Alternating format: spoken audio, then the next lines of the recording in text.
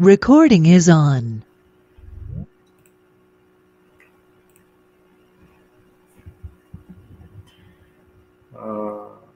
Добре дошли, колеги, приятели на Неврофидбек.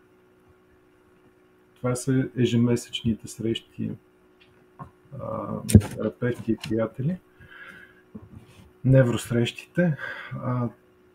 Този месец с Траян си помислихме какво може да направим така, че да е някаква тема, която да е интересна, да е малко по-структурирана. И понеже Траян той твърди, че е консултант, за мен е специалист или експерт, не знам по зависимостите. Това е нещо, което избрахме да бъде темата на тази месечната среща и конкретно алкохолната зависимост.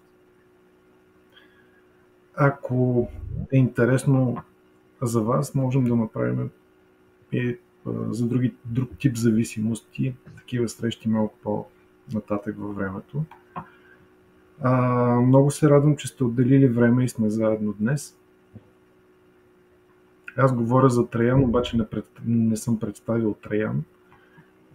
Траян Владимиров, прекрасен наш колега, невротерапевт, с повече опит от мен, 2 пъти повече опит от мен в неврофидбек терапията и работи изключително с зависими хора.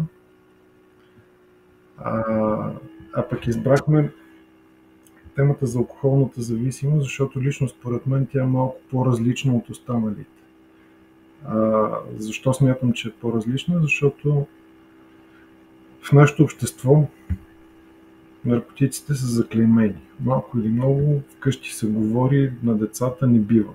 Или в училище има една обща нагласа. Хазартната зависимост по същия начин, всички знаем, че не е нещо хубаво. Обаче спрямо алкохола имаме по-различно отношение.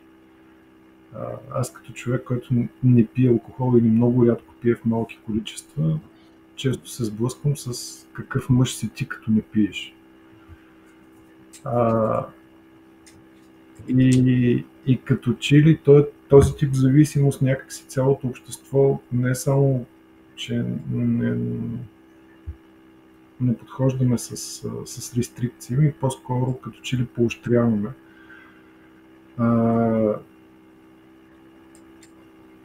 И на мен ще ни бъде много интересно Траян да ни разкаже така ли в кой момент човек всъщност става алкохолно зависим. Къде е границата? Ако пие всяка вечер по една ракия с салата,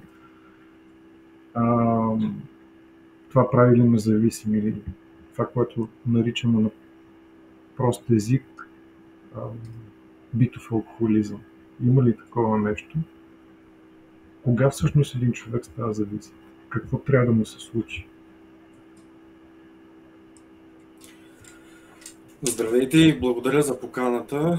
Сега първо, защо и как алкохола въобще се чувства и като по-различен, това е напълно нормално, тъй като алкохол като цяло датира от поне 10 000 години в човечеството. Той е социално лепило, което стабилизира и затвърждава контакта между хората, особено тези, които имат по-ниски социални умения, но въобще и при всички като цяло. Той е вкоренен в традициите ни, особено в европейските страни, например България да вземем. Алкохола той е част от ежедневието, от идентичността, културното наследство, включително, ако щеш, и като лек е признат, примерно, научен обзор за ракията. Нали, говори колко, първо, каква сантиментална стойност има за българската емблема и колко лечебни свойства има. Определението за нелечима болест, това, което не може да се излекува с ракия, значи е нелечимо. Също така, много важен фактор е, че самия алкохол като вещество, той е напълно легален, облаган с акциз, законен, без наказателна отговорност, използва се от туристическата сфера, като който представя вкуса на Балканите, ако ще е лозарството, примерно, което е добър и голям износител на вино. Също така в доста празнични такива форми, както казахме. Самият алкохол обаче като вреда има много по-незабележима, невидима, много по-незабележимо и невидимо действие като вреда, за разлика от наркотиците. При наркотиците сме свикнали да виждаме примерно резултатите за секунди от свръхинтоксикация. Докато алкохола, той е невидим, бавно, може с десетилетия, като рак, цироза и тем подобни неща да се развиват с години. Самата деградация се случва по-бавно, докато обхване абсолютно всички спектъри на живота на човека. Говорим от лично здравословен план до контакти, социални, работа, партньорски взаимоотношения в домашни условия с семейството и така нататък. Кога обаче... Да? Да, това ще да питам. В кой момент човек вече е зависим? Т.е. кога мога да си пивам от време на време с приятели на маса и кога вече ставам зависим?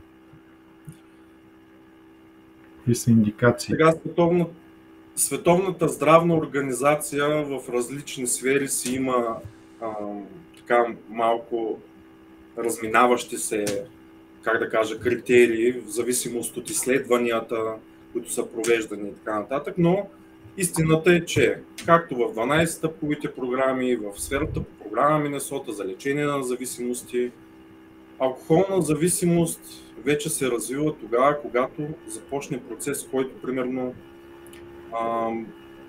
мисленето, се появяват настойчиви мисли, кога ще пия, планиране на деня около алкохола, мозъчната система за награда вече започва трезвеното състояние да се чувства като дефицит, което човека нормализира чрез прием на алкохола.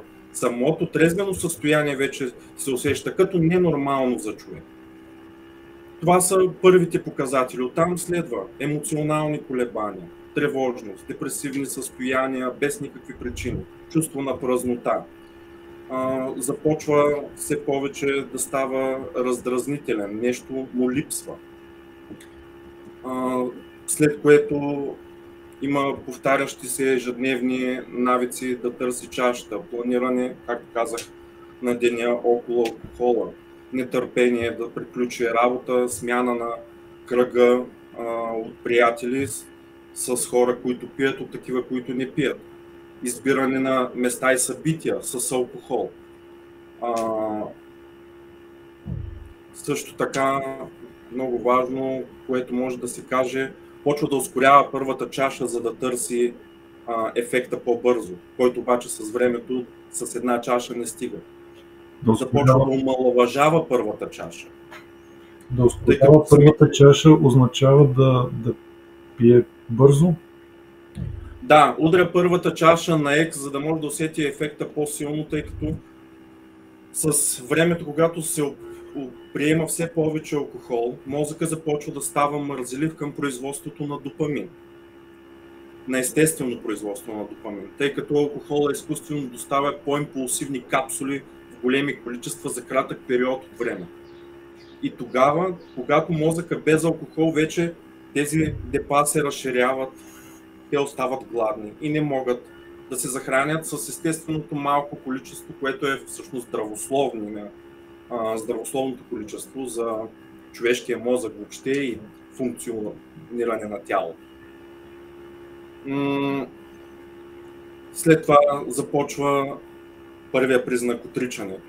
Започва да омаловажава факта, че първата напитка, в смисъл, не е проблем и аз заслужавам утвърждения. Това е така наречения когнитивен модел на употребата. Започват разрешаващите мисли. Мога да пия, аз заслужавам, само една чаша, няма проблем, започва да се самоуспокоява. И като цяло на зависимостта ѝ е нужна почва, среда без граници от хора, които да я критикуват или да критикуват поведението ни и започваме да избираме дори самостоятелно употреба. По този начин самата зависимост като естество и заболяване пренастройва картата на мозъка, така че да може да се създаде добра среда за развитие в прогрес. За жалост обаче в обществото като цяло това почти не се вижда. Много трудно, освен когато вече започне да има явни проблеми, било то в работата, уволнения, шофиране в нетрезво състояние, заболявания като цяло, в смисъл на тялото. Сега в случая, примерно, смъртността на алкохола, която е втора по, глобален мащаб е 2,6 милиона души на година. 4,7% от всичките смъртни случаи са свързани с алкохол. Нали, в тях влизат като ПТП-та, здравословни проблеми и така нататък. Докато 0,6 е при наркотиците. Но болестната тежест в години на упадък и заболеваемост е 5,9, което е много във времето. Това означава... И за това имам предвид, че е по-невидим. Същевременно стигмата трябва воля, може да спреш и така нататък е по-толерирано от обществото, което разграничава зависимия от независимо. И... Добре, това, че зависимостта има нужда от почва, означава ли, че аз от моето детство си спомням по парка с винце и потопи си пръстчето в чашката с ракията и пяната е за тебе, пък бирата е за мене. Тоест това е като неща, които възрастните по някакъв начин, волно или неволно, може би създаваме такава почва, на която в последствие да се развие зависимост, която да не среща някакви възражения, т.е. по-скоро да бъде подкрепено. Ами, такива неща, както казах, присъстват в нашето културно наследство, са неизбежни, било то от детството до възрастта, но човек може никога да не стане алкохол. Той може да бъде тежък пияч, но може да не е загубил контрол над началото и края на употребата все още. А може и никога да не го загуби. Нали, кратката формулировка, кратката формула за зависимостта е загуба на контрол над началото и края на употребата. Не мога да не почна, но не мога да спра като почна. А тежкият пияч винаги ли се превръща в зависим или... Не. Тежък пияч, предполагам, означава човек, който пие големи количества. Може да пие в големи количества, но може да не пие после дълго време. Може да избира в дадени моменти и ситуации кога и колко да пие и дали да пие. Докато зависимия, ако отива на парти, първата идея е да подкрепя преди партито и после целта е да се завърти около масата. Самото мислене е друго. То вече е преструктурирано в насока на употреба. Няма значение партито, колко хора ще има и така. В смисъл, да, това е хубаво, нали, окей, но дай първо да сипе едно, пък после ще му мисля. Самата, фронталната кора и префронталната не работят, те се заглушават. Няма волеви избор вече в такъв случай. И преценка адекватна за вреди и опасности. Докато лимбичната система, импулсите, те доминират. И т.е. сега ще пия, пък после ще му мисля. Да, това е загубата на контрол. Ти така постепенно преминаваш към следващото нещо, което ще исках да те питам, и това е какви промени настъпват чисто неврофизиологично вследствие на дългогодишна употреба на алкохол или зависимост. Когато започне суровата употреба на алкохол във времето, първо започват да страдат фронтални и префронтални лобове, което от 5 до 8% започва да намалява обема. Извинявам се на нещо, някакъв лимит ми излезе за срещата. Чуваме ли се? Да, всичко е наред. Извинявам се. Като 5 до 8% започва да се смалява когнитивния обем и мозъка започва да старее с 0,25% по-бързо на година допълнително, което в клиничната картина се обяснява като лошо планиране, промяна в личността. След това в хипокампа започва да има съществено снижение на обема и количество на силовото вещество, което пък в клиничната картина причинява проблеми с паметта, черни дупки. След това е малкия мозък, където започва характерна атрофия на гъбата или шапката, който както го нарича горната част на малкия мозък, което причинява атаксия и нестабилна походка и тремор.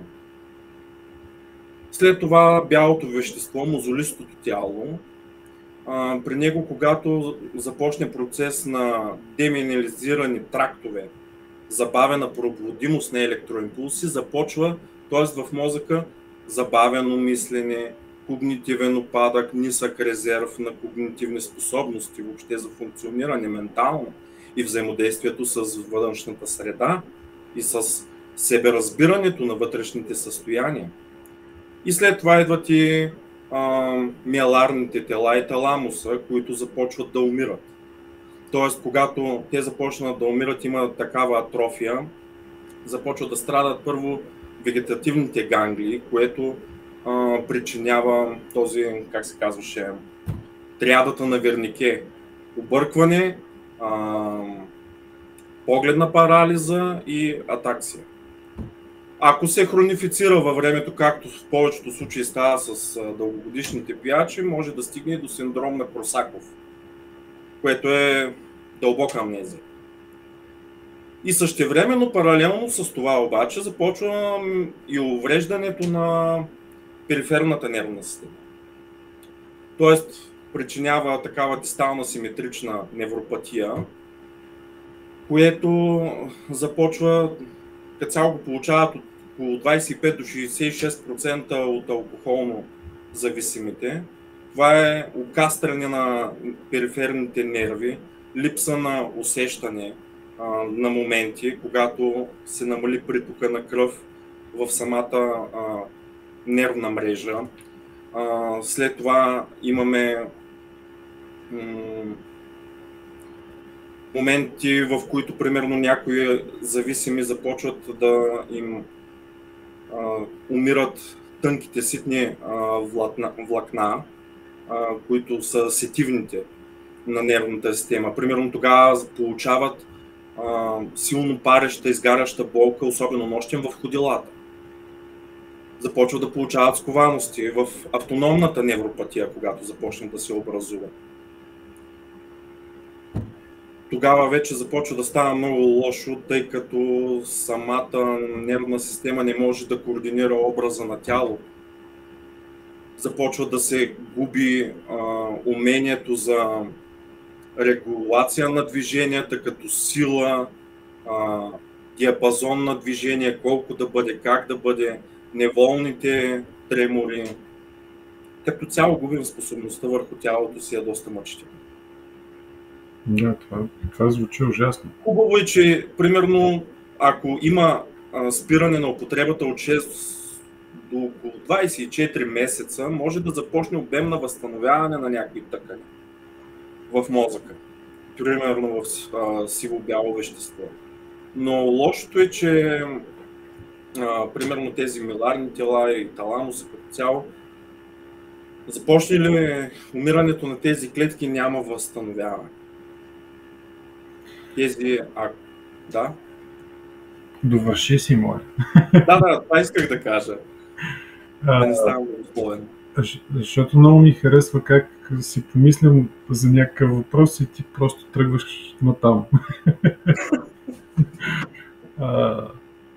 Защото нещото, което ми идва в момента в разговора е как неврофидбек терапията може да помогне и може ли да помогне във възстановяването на човек, който се е справил, да кажем, и се опитва да се възстанови след тежка употреба или зависимост.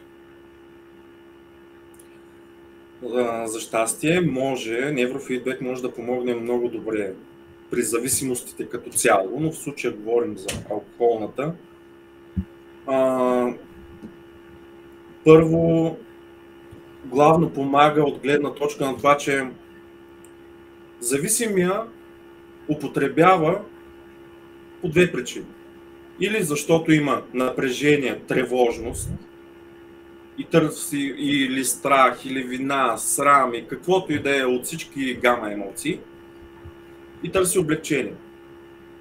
От другата страна, недостига е чувството за празнота, който го кара да търси еуфория, чувството на удоволствие, липсата на тези допамини, за които говоря, също го кара да употребява. Така, по тези два параграфа, неврофидбек може вече да подпомогне чрез регулацията на вълните и главно тези, които най-често се засягат. Човека да започне да си учи първо да подобри качеството си на съня, защото алкохолът по принцип потиска REM фазата и започва да прави компенсаторна реакция и хипервъзбуда. Тогава става загуба на сън, нощни събуждания, кошмари и така нататък. Да се подобри качеството на съня до пълно възстановяване. Да започне да се обучава мозъка отново как да регулира емоционалните си състояния, т.е. да ги разпознава и да ги регулира. А по този начин, чрез менталния процес и биологичния механизъм за производство на определени хормони и вещества, да може да регулират също така по естествен път тяхните съотношения и нива. Също така, как да може да се научи, т.е. да успокоява тази тревожност, примерно, нуждата от това облегчение. Как да доставя, примерно, здравословното количество удоволствие, но и то по естествен начин. И така, по този начин, цялото функциониране на мозъка да може вече да се възвърне обратно в същия баланс по нормален начин. Давам пример. Когато мозъка се учи да регулира емоциите си по-добре, да спи по-добре, да умее да функционира в баланс с външната среда, все по-малко започва да му става нужен алкохола, да прибягва до това спасение, до този пояс. И все по-малко значение мозъка, когато се учи, започва да го измества настрани и да отдава все по-малко значение като нужда за алкохола. И все повече да разчита на естествените си процеси, защото мозъка много добре умее да ги разграничава. Кое в случая дори и двете да му ги доставя, от кое има по-здравословна полза. И то е факт, защото най-добрият му индикатор е физиологията на тялото, когато функционира по-добре. Не може да сравни допаминовото захранване от алкохола, обаче как функционира тялото и как при естествено захранване функционира по-добре и нормално, без смущения, без натоварване. Защото той може да индикира много добре как при употреба на алкохол мозъкът е като един двигател, който на празен ход работи на много високи обороти. И това го задушава и го мъчи. Така се случва и с мозъка и тялото. И как когато снижим примерно една алфа вълна в баланс, тази кола започва да върви на скорост, плавно, в постепенни, равномерни обороти. Същото усеща и за тялото. Това означава, че не е необходимо човек да спре употребата на алкохол преди да потърси неврофидбек терапевт, а може да първо да започне да работи с невротерапевт и заедно да се опитват да смъкчат, или не съм разбрал правилно. Сега, при работата с алкохолната зависимост, факт е, че са нужни няколко компонента. Първо, спирането. Сега, при мен по принцип в моята практика идват повече хора, които са спрели вече. Примерно ден-два.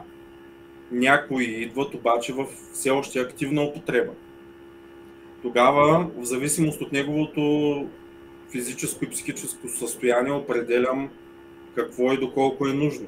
Защото при една тежка, дълготрайна употреба с силни абстинентни кризи, в момент на абстинентни кризи не започвам терапия. Ако е нужно, първо се назначава медикаментозно лечение за овладяване на кризите и застрашаващите здравето,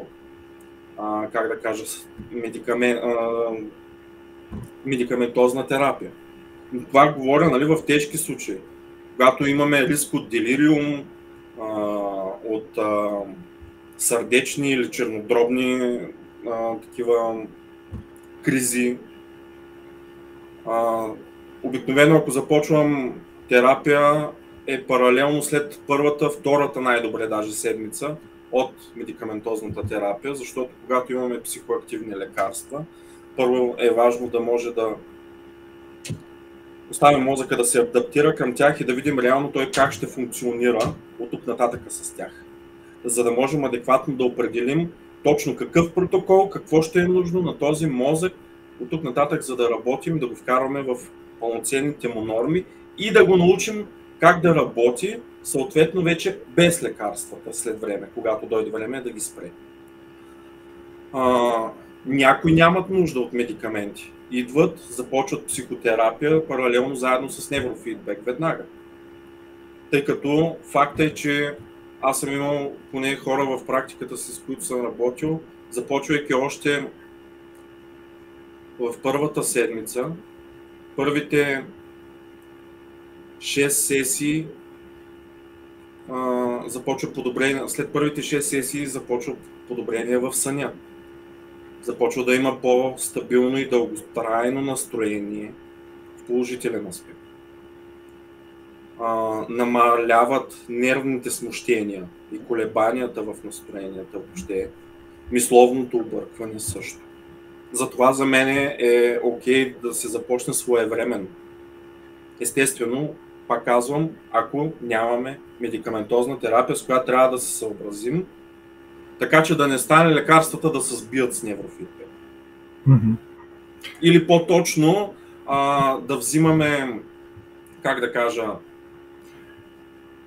една такава картина, ние да се опитваме да повдигаме тонуса, а пък отгоре да имаме покриване с бензодиазепин. В един момент това нещо е важно да може да се регулира адекватно. Да, и ти като терапевт да знаеш каква е причината, дали това е поради функционирането на този мозък или заради лекарствата, които в момента въздействат. Именно. Добре, необходимо ли е човек да премине през абстиненция и тогава да започне неврофидбек, или е възможно и по-рано, като идеята е да се повиши мотивация и да се подкрепи човека да премине през този период на абстиненция? Чувал съм, че е тежък. Така. Сега, факт е, че алкохолната абстиненция по принцип се води в опит като една от най-тежките и на първо място по най-смъртоносните. Най-много убили. Тъй като това е мощен удар за тялото. Нали, като това не го сравнявам обаче с свръхдози и тем подобни неща. Тук говорим за абстиненция. Самата абстиненция, тя е неизбежна така или иначе. В зависимост от количеството и периода на употреба, тялото ще изпита в неопределено време и интензитет като сила своята абстиненция, за да може да се върне обратно в ритъма си. докато се изчисти от веществото. При по-леки тревожни състояния мога да започна, и то със стандартен протокол, без да определям някакви специфични и, как да кажа, протоколи, с които вече да го вкарвам в по-силови тренинги. Леко, бавно, сваляне на бети, да свалим тревожността, да повишим качеството на съня. Защото масово картината, глобално така в практиката ми,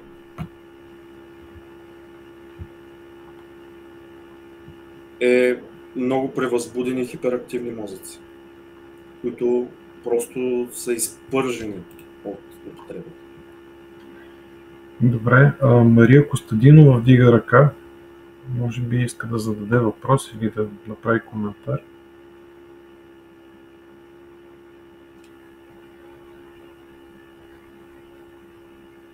Мария, заповядайте.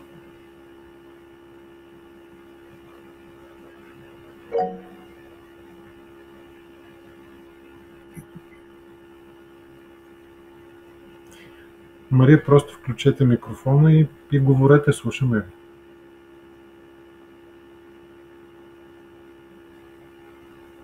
Добре, може би е грешка някаква. Това е момента да кажа на всички, ако някой иска да попита, да сподели, да коментира, не се притеснявайте по никакъв начин. Може да го направите в чата, можете и просто да си включите микрофоните и да кажете това, което искате да кажете.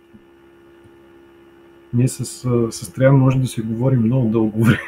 На мен винаги ми е много интересно това, което разказва.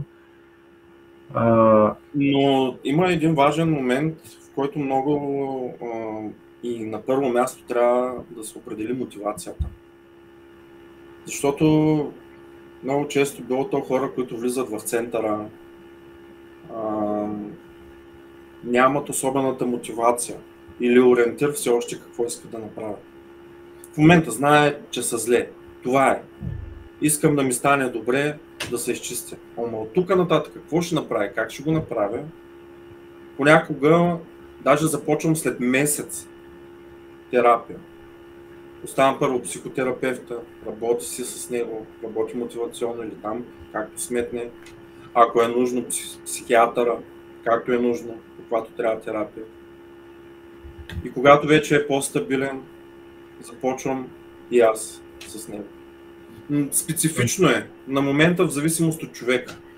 Индивидуално и екипна работа. Най-важното е да не се насилва.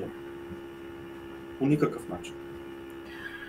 Ти спомена, има ли специфични протоколи, които ползваш в неврофидбек при алкохолно зависимост?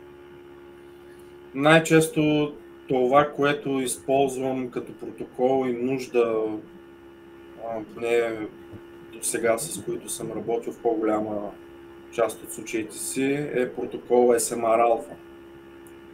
Защото имаме много високи алфи. Да не кажа безбожно високи в някои случаи. С много превъзбудени, объркани, дезориентирани въобще като цяло, с неспособност за разпознаване на вътрешните състояния, с неспособност за комуникация социално, което е важно при започването на една терапия. Ограничена способност въобще за регулиране на тези състояния. Супер нисък сензомоторен ритъм. Ниски делта вълни.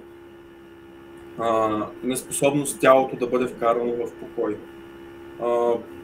Влошен сън. Естествено с много високи бети. Много тревожни, много импулсивни, раздразнителни или свръхдепресирани и затворени. Най-често са супер затворени и някои дори блокират в самата комуникация, като цяло в ежедневието си. Самия мозък не може да свари да обработи информацията на фона на тези обороти, на които работи. По-рядко съм имал случаи, в които примерно е нужно даже в случая нали, някои може да останат на SMR-тета. Някои, примерно, когато са свръх преуморени, може да е нужно на SMR делта. Тоест, с супер високи делти, които се вдигат, а пък унищожена тета. Тотално.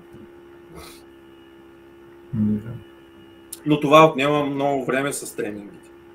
И нещо, на което винаги наблягам в терапия с тези хора, тъй като зависимия мозък е своенравен. Аз го интерпретирам като едно хъски, което може да ходи наляво надясно и в дадени моменти дори да не знае какво се случва, чисто на съзнателно ниво, със състоянията и как да ги овладее. Затова наблягам много на ежедневните навици. Много е важно какво се прави в ежедневие. Когато правя терапия, давам специфични техники, но давам определени техники в домашни условия. Било то дали ще са дълги разходки, дали ще са определено време вглеждания в далечината, в хоризонтите, дихателни упражнения, медитативни практики, ако ще, други физически активности, определени в зависимост от нуждите и нарушенията в моториката. Защото много лесно, особено когато все още е крехък в ранен етап на терапията, много лесно може да окаже съпротива на резултатите. Какво значи да окаже съпротива на резултатите? Моля? Какво значи да окаже съпротива на резултатите? Давам пример. Имам Хикс клиент, който работим в посока подобрение качеството му на съня, обаче на него много му се излиза нощем до 2-3 през нощта или стои пред екрана и играе. Почти всеки ден. Нали, имал съм такъв случай. И... Много иска да спи, но няма желание. Да, после съм зле на следващия ден, като с махмурлука на следващия ден. Нали, не знае къде се намира, имал такъв унесен, умотан, мъгла. Окей, добре, обаче синята светлина облъчва. Нощния сън, когато лягаш 2, ти си изпуснал цялото време в количеството, когато мелатонина е в най-голямото си производство. Мозъкът не може да се възползва от това количество, за да влезе в най-дълбоката си форма и да се възстановява качество. Добре. Към финала, можеш ли да разкажеш за успешен случай? В смисъл, алкохолно зависим човек, с когото си работил, и да дадеш малко повече детайли, в смисъл, етапи, първо какво се е случило, после какво сте правили и как накрая всичко е приключило успешно. Момче, което работих с него, точно с такъв протокол SMR Alpha, който беше значително затворен, с ниски социални умения и емоционални способности, както казах и преди. Било то дори в стандартни разговори между него и друг човек, какво остава в по-голям кръг от хора. Психиката му реагираше много бързо, се напрягаше, дори без да говори, просто факта, че е около толкова хора, тип агорафобия. Беше супер напрегнат. Работихме, може би, близо година, нали, за да овладеем и здравословните навици на ежедневието, както казах. Но пък сега замина да учи за чужбина и вече е там, може би, от около 6-7 месеца в университет. И се справя? Учи си и се справя. Чуваме се от време на време. Социалните му умения нямат база за сравнение с началото просто. Самия той води презентации, учи амбицията му, нали, смисъл това, което мечтае да учи, въобще е сфера свързана с много хора, социални дейности.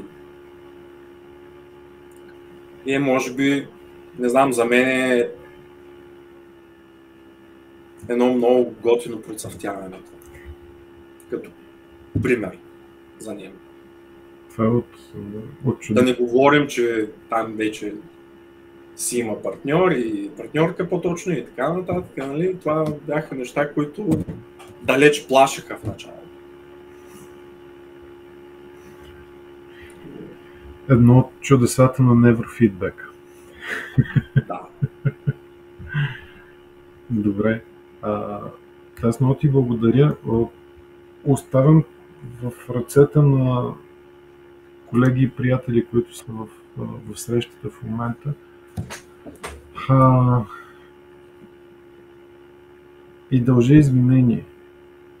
Аз казах, че представям Траян, обаче Траян се казва Траян Владимиров най-малкото. Кажи, моля те, къде работиш, какво правиш? Работя в терапевтичен център по зависимости само днес. Работя и в Варна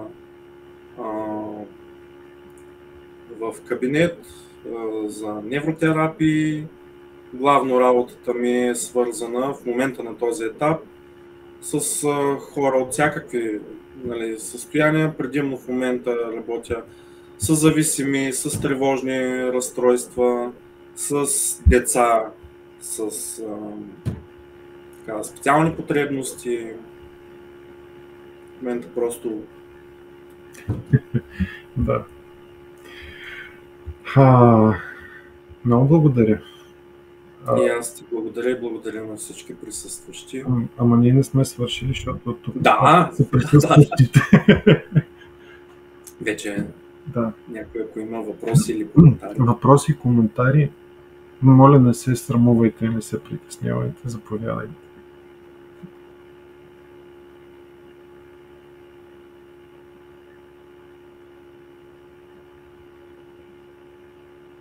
Калина Танева пише: големи благодарности, чудесна презентация.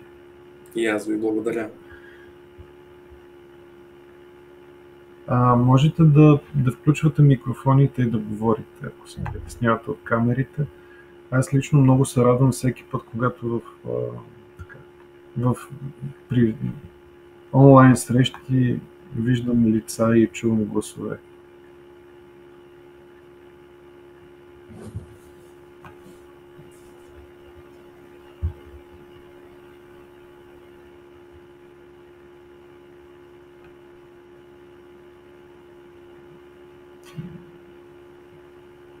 Огромно благодаря, много силно и точно представяне. Даже не очаквах, изключително полезно беше. Още веднъж благодаря. Съжалявам, че не съм си написал името Георги, се казвам просто изкуството на моето написане. Много размисъл ме наведохте и на търсене още информации, със сигурност на това да ви следя. Така че благодаря още. Благодаря.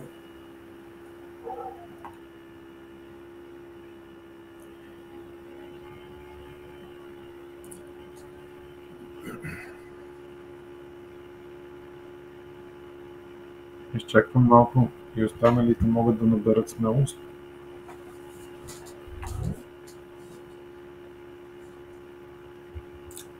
Питайте каквото ви хрумне.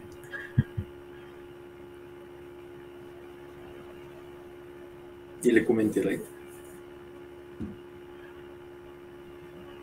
Обичам споделяне на опит. Аз, понеже съм в роля на питащ, много харесвам тая роля да питам. Откъде можем да почерпим повече информация? Това е въпрос от Георги в чата.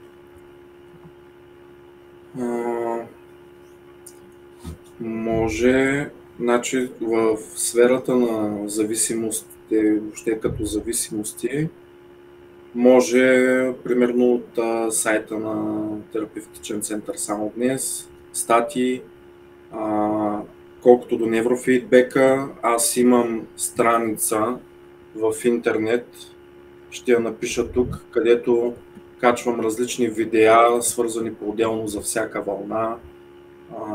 Има и повече обяснения. Ще го напиша в чата, така се пише и директно във Facebook. Мога ли да те помоля да копираш линк в чата и да го сложиш? Да. Така ще направя, докато изчакваме за въпроси. Мисля, че така ще бъде по-лесно.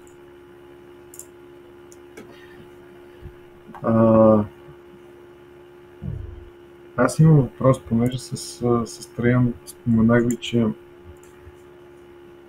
си мислехме за вариант поредица, за да ни разказва за различните зависимости и как неврофидбек терапията може да бъде полезна. Кажете ми, виждате ли смисъл в такова нещо? Би ли ви било интересно, би ли било полезно по някакъв начин? За мен определено.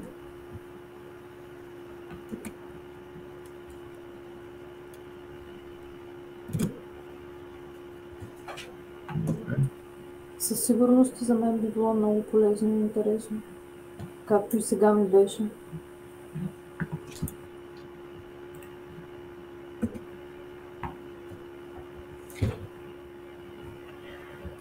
Само да провери някой, може ли дали се отваря линка.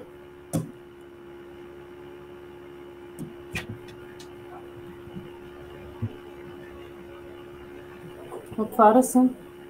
Отваря се. Супер. Чудесно. Добре, щом нямате въпроси и коментари, предлагам да приключваме срещата за днес. Ще обсъдим с Аги идеята за поредица. И аз много бих се радвал и други невротерапевти, които работят в така специфични някакви области, да се включват по подобен начин. Тоест, когато всеки разказва какво прави и споделя опита си, това е полезно за всички. И е едно от най-хубавите неща, които можем да правим, защото когато аз споделя моя опит, той не изчезва. Напротив, става повече. Благодаря ви. Хубава вечер и ще държим връзка по другите канали. До следващия 28. И аз благодаря на всички за възможността за това участие и на всички присъстващи. Много ви благодаря. И се надявам да обменяме още и още опит. Хубава вечер на всички. Хубава вечер.